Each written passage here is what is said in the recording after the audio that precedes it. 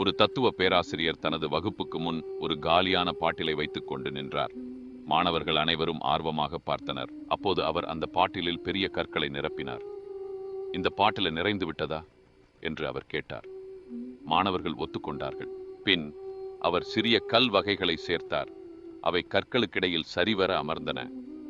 இப்போது பாட்டில் நிறைந்து விட்டதா என்று அவர் மீண்டும் கேட்டார். மாணவர்கள் ஒத்துக்கொண்டார்கள். அடுத்ததாக அவர் மணலை சேர்த்தார். அது மீதமுள்ள இடங்களை நிரப்பியது.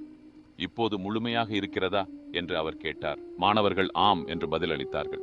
இப்பொழுது அவர் 2 டம்ளர் டீயை அந்த பாட்டிலுக்குள் ஊற்றினார். மணலின் இடைவெளியெல்லாம் நிரம்பியது. மாணவர்கள் சிரித்தனர்.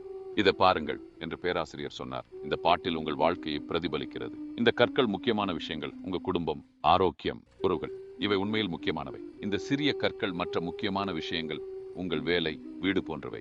இந்த மணல் என்பது சிறிய விஷயங்கள். நீங்கள் முதலில் பாட்டிலை மணலால் நிரப்பினால் கற்கள் மற்றும் சிறிய கற்களுக்கு இடம் இருக்காது.